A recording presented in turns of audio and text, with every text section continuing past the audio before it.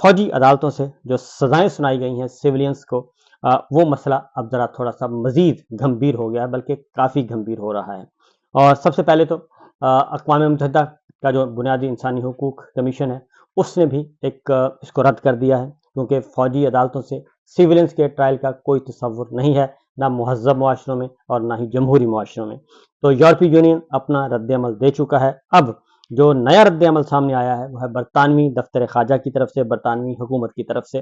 انہوں نے بھی اس پہ سخت ریئیکشن دیا ہے، اور برطانیہ کی طرف سے کہا گیا ہے کہ فوجی عدالتوں میں سویلینز کے حالیہ ٹرائل میں شفافیت اور آزادانہ جانچ پڑتال کا فقدان پایا گیا ہے، اور برطانوی دفتر خارجہ نے کہا کہ فوجی عدالتوں کی کارروائی سے شہریوں کے منصفانہ ٹرائل کے حق کو نقصان پہنچتا ہے، اور حکومت پاکستان شہری اور سیاسی حقوق کے بین الاقوامی معاہدوں کے تحت اپنی ذمہ داریوں کو نبھائے۔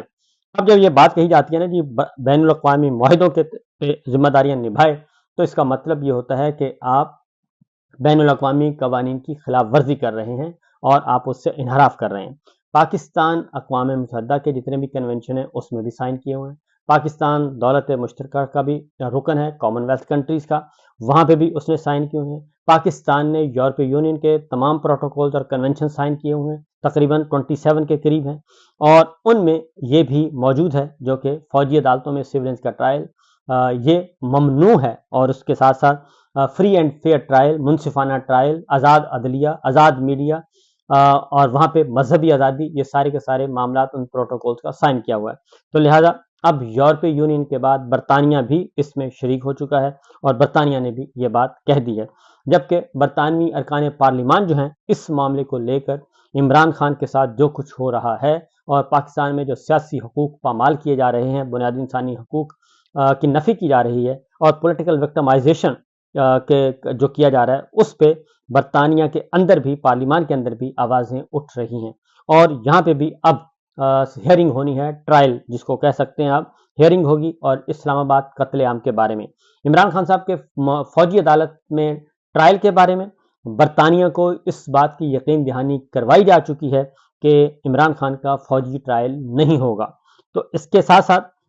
دوسری جانب جو امریکی صدر ڈونلڈ ٹرمپ کے خصوصی ایلچی ہیں جی، خصوصی سفیر، وہ ہیں رچرڈ گرینل، وہ اس معاملے کو لے کے بہت ایگریسولی، جارحانہ انداز میں اس کو لے کر آگے بڑھ رہے ہیں، اور اب ان کی آواز جو ہے وہ عالمی سطح پر بہت زیادہ گونج رہی ہے۔ اب ان کی آواز کے ساتھ مزید پارلیمنٹیرینز، مزید پروفیشنلز، مزید دانشور اور پروفیسرز، وہ سب کے سب اس آواز میں آواز ملا رہے ہیں، اور وہ بھی عمران خان کی رہائی اور اسلام آباد قتل عام اور بنیادی انسانی حقوق کی پامالی اور میڈیا کی جو قدغنیں لگائی گئی ہیں، عدلیہ پہ قدغنیں لگائی گئی ہیں پاکستان میں، اس سارے کے بارے میں اب آواز اٹھا رہے ہیں۔ رچرڈ گرینل کے مطالبے میں جو حمایت کے مطالبہ کیا رچرڈ گرینل نے، اس کی حمایت میں ویڈیو سٹیٹمنٹس آ رہی ہیں امریکن ارکان کانگریس، امریکی کانگریس کے ارکان کی، اور رکھنا نے جو ہے وہ جاری کیا جی اپنا بیان، اور امریکہ کو پاکستان کے دھاندلی زدہ انتخابات اور اس کے نتیجے میں بننے والی حکومت تسلیم کرنے سے انکار کر دینا چاہیے۔ اب معاملہ صرف اسلام آباد قتل عام تک نہیں رہا، بلکہ پیچھے کی طرف جا رہا ہے، اور الیکشن فروری 2024 اس کا بھی انویسٹیگیشن کا وہ کہہ رہے ہیں ہونا چاہیے۔ یہ آلریڈی میں آپ کو بتا چکا ہوں کہ کامن ویلتھ کنٹریز کے پاس رپورٹس موجود ہے، جو الیکشن فروری 2024 میں جو کچھ کیا گیا، دھاندلی کی گئی، چوری کی گئی، اور پری پول ریگنگ کی گئی، پھر پولنگ والے دن ریگنگ کی گئی، پھر نتائج تبدیل کیے گئے، سارے حقائق کامن ویلتھ کے انٹرنیشنل مبصر نے وہ سب کا سب ایک رپورٹ سبمٹ کروائی ہوئی ہے۔ اقوام متحدہ کو بھی پتہ ہے، ان کے پاس بھی رپورٹ موجود ہے، تمام جو ہے انٹرنیشنل جو ہیں جی پاور کوریڈورز، وہاں پہ وہ چیز موجود ہے، وہ ساری رپورٹ موجود ہے۔ تو اس کے ساتھ ساتھ جی جو اپلائیڈ اکنامکس کے سینئر پروفیسر ہیں اسٹیو، انہوں نے بھی عمران خان کی رہائی کے لیے رچرڈ گرینل کی حمایت کی ہے، اور انہوں نے کہا ہے کہ اس آواز کو ہمیں آگے مزید بڑھانا چاہیے، کیونکہ حکومت میں کوئی ایسا عہدیدار مل گیا جو عمران خان کی رہائی کے لیے سنجیدہ ہے، اس کے لیے ہمیں کوششیں کرنی پڑیں گی۔ ڈونلڈ ٹرمپ کی حلف برداری سے قبل امریکی ارکان پارلیمنٹ اور دیگر شخصیات کے جو یہ خاص طور پہ ٹائمنگز ہیں، بیانات ہیں، وہ کھلا کھلا اشارہ کر رہے ہیں ہماری پاکستان کی اتھارٹیز کو، پاکستانی حکام کو، اور وہ انفارمل وے میں اپنا مائنڈ جو ہے وہ اوپن، اپنا ذہن جو ہے وہ بتا رہے ہیں کہ ہماری پالیسی کیا ہوگی ٹورڈز پاکستان. تو اس لیے جتنی جلدی ہو سکے اس کو سمجھ لینا چاہیے. برطانیہ کے سینئر سیاستدان اور رکن پارلیمنٹ ہیں جی جیریمی کاربن، انہوں نے بھی اپنے بیان میں عمران خان کی رہائی کا مطالبہ کیا ہے، اور ان کا کہنا تھا کہ مجھے عمران خان کی قید اور ان پر جیل میں کیے گئے برتاؤ پر سخت تشویش ہے. ہمیں عمران خان سمیت تمام سیاسی قیدیوں کی رہائی کے لیے بلند آواز کرنی چاہیے. اور اس کے ساتھ ہی ایک اور جو ڈیولپمنٹ ہوئی ہے وہ ہوئی ہے، اب بائیڈن انتظامیہ نے بھی اب مذمت کر دی ہے فوجی ٹرائل کی، جو فوجی عدالتوں میں سویلینس کے ٹرائل کی مذمت کر دی ہے امریکہ نے بھی. اور اس کا سٹیٹمنٹ آیا جی میتھیو ملر کا، اور میتھیو ملر نے سٹیٹمنٹ دیا اور انہوں نے کہا کہ امریکہ کو سخت تشویش ہے جو پاکستانی سیویلینز کو فوجی عدالتوں نے سزائیں سنائی ہیں، اور یہ جو ہے وہ درست نہیں ہے، اور اس میں پاکستان جو ہے ڈیو پروسیس فیئر ٹرائل کا، فری اینڈ فیئر ٹرائل کا ڈیو پروسیس جو ہے وہ اس کو کمپلیٹ نہیں کیا گیا، اور اسے دیکھنا چاہیے. اور یہ انہوں نے ایک سٹیٹمنٹ پاس کی. انہوں نے کہا کہ امریکہ کو اس بات پر گہری تشویش ہے کہ پاکستانی شہریوں کو 9 مئی 2023 کو ہونے والے مظاہروں میں ملوث ہونے پر ایک فوجی ٹریبیونل نے سزا سنائی. انہوں نے فوجی ٹریبیونل کا ورڈ یوز کیا، فوجی عدالت کا نہیں. اور ان فوجی ٹریبیونل میں عدالتی آزادی، شفافیت اور مناسب عمل کی ضمانتوں کا فقدان ہے، یہ انہوں نے کہا. اور امریکہ پاکستانی حکام سے منصفانہ ٹرائل اور مناسب عمل کے حق کا احترام کرنے کا مطالبہ کرتا رہتا ہے، جیسا کہ پاکستان کے آئین میں بھی درج ہے. یہ جب اسٹیٹمنٹ دیا جی، جو امپورٹنٹ ڈیولپمنٹ ہوئی ہے اس میں جیسے ہی یہ بات کی تو رچرڈ گرینل نے اس ٹویٹ پہ جو بائیڈن انتظامیہ کی طرف سے ان کے ترجمان میتھیو ملر نے کیا، تو رچرڈ گرینل کہتے ہیں کہ you are late and this is too little and too week,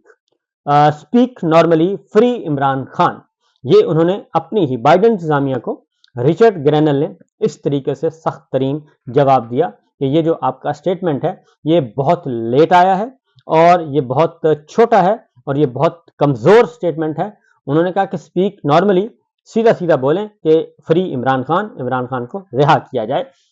simple یہ امریکہ چاہتا ہے. اب یہ جو چیزیں جی، یہ میرا خیال ہے کہ معاملات کافی حد تک خراب ہو گئے ہیں، اور اب وائس آف امریکہ اور انٹرنیشنل میڈیا وہ بھی اب بتا رہا ہے. آپ کو معلوم ہے کہ جو غیر ملکی ہیں جی میڈیا، خاص طور پہ وائس آف امریکہ ہے، وائس آف جرمنی ہے، بی بی سی ہے، اور اس طرح کے دیگر ہیں، اور واشنگٹن ٹائمز ہے، نیو یارک ٹائمز ہے. تو وہاں پہ جو خبریں آتی ہیں اس کے بعد اس خبروں میں وہاں کی جو اسٹیبلشمنٹ ہے یا وہاں کی جو اتھارٹیز ہے وہ کیا سوچ رہی ہوتی ہیں، ان کی کیا پالیسی ہے، وہ بھی اس میں جھلکتی ہے. وہ ساری باتیں ان خبروں میں جھلک رہی ہوتی ہیں، ان اداروں میں جھلک رہی ہوتی ہیں. ایک خبر میں آپ کے سامنے شیئر کرنے لگا ہوں، اور اس کے بعد آپ کو اندازہ ہو جائے گا. وائس آف امریکہ کی خبر ہے، اور اس میں یہ کہا گیا ہے کہ پاکستان کی جو سیاسی جو موسم ہے، پاکستان کا پولیٹیکل کلائمیٹ جو ہے وہ ہل گیا ہے، اور سیاست کا موسم میں وہاں پہ کھلبلی مچ گئی ہے. اور جو عمران خان صاحب کے حق میں ٹویٹ آ رہے ہیں ٹرمپ انتظامیہ کے، جو کہ ٹرمپ کابینہ کے اہم ارکان ہیں، ان کی طرف سے جو پرو عمران خان ٹویٹس آ رہے ہیں، اس کی وجہ سے پاکستان کا جو پولیٹیکل کلائمیٹ ہے وہ شیکن ہو گیا ہے، وہ ہل گیا ہے، اور زلزلہ آیا ہوا ہے اس میں. اور یہ ساری باتیں اب کھلے عام ہو رہی ہیں، کیونکہ جو وائس آف امریکہ ہو، وائس آف جرمنی ہو، بی بی سی ہو، تو اس میں وہ پالیسی بھی آتی ہے. ظاہر ہے ایک پالیسی کے تحت ہی خبریں دی جاتی ہیں. تو یہ جو میسیجز ہیں وہ فائنلی ان کو کنوے کیے جا رہے ہیں ہماری اتھارٹیز کو کہ بندے کے پتر بن جاؤ اور اس کھیل کو ختم کریں اور معاملات آگے کی طرف جائیں اگر آپ نے آگے بڑھنا ہے. تو یہ ہے جناب، یہ تو ہے پاکستان کی سیاست کے حوالے سے. اب اگلی خبر جو ہے وہ ہے ہمارے آفتاب اقبال صاحب کے بارے میں. اور وہ آئے ہوئے تھے برطانیہ،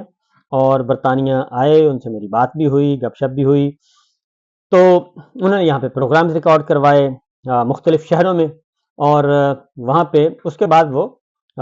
کل وہ چلے گئے اپنے معمول کے مطابق. وہ اور ان کی اہلیہ جو تھیں، انہوں نے ٹکٹ لیا آئی تھنک مانچسٹر سے وہ گए दुबई,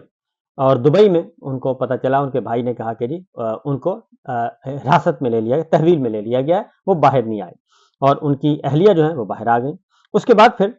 मेरी भी कुछ बात हुई, फैमिली आफ्ताब इकबाल साहब की फैमिली के साथ भी बात हुई और फिर उनसे कुछ मालूमात ली तो उन्होंने बताया मुझे कि इस तरीके से जो है उनकी जो अहलिया हैं वो बाहर आ गई थी और आफ्ताब इकबाल साहब को वहाँ पे ब्लॉक कर लिया गया, रोक लिया गया और उसके बाद फिर उनसे राब्ता नहीं। एक मैसेज काफ़ी देर के बाद आया आफ्ताब इकबाल साहब की तरफ से कि मैं ठीक हूँ और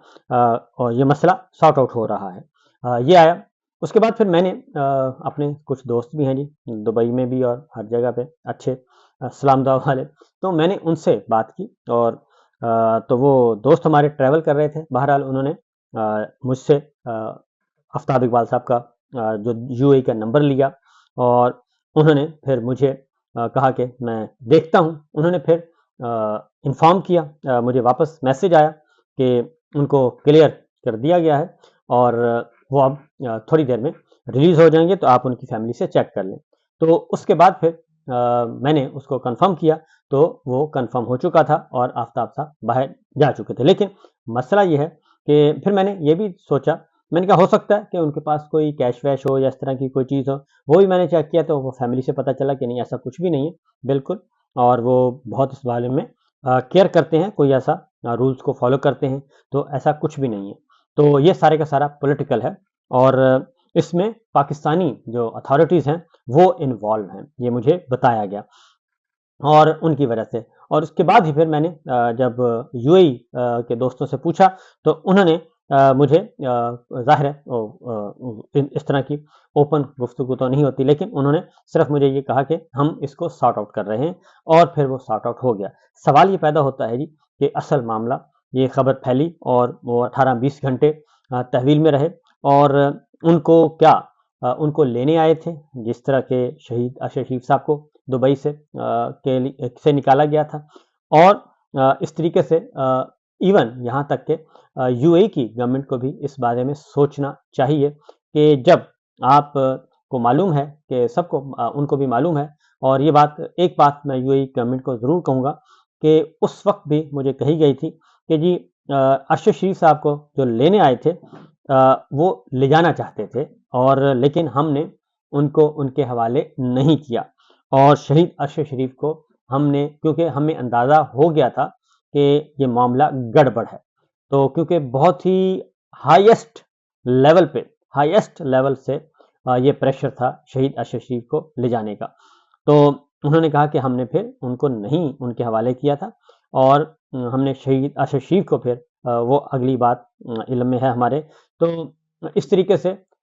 ये बचत हुई थी। तो फिर एक और अटेम्प्ट की गई आफ्ताब इकबाल साहब के लिए। मैं समझता हूँ कि ये दुरुस्त नहीं है और इससे यूएई की गवर्नमेंट को भी अपने इस मामले में देखना चाहिए और उनको भी, क्योंकि वो एक इस वक्त यूएई का जो रोल है इंटरनेशनल पॉलिटिक्स में इंटरनेशनली, वो बहुत ज़्यादा एक मरकज़ी किरदार है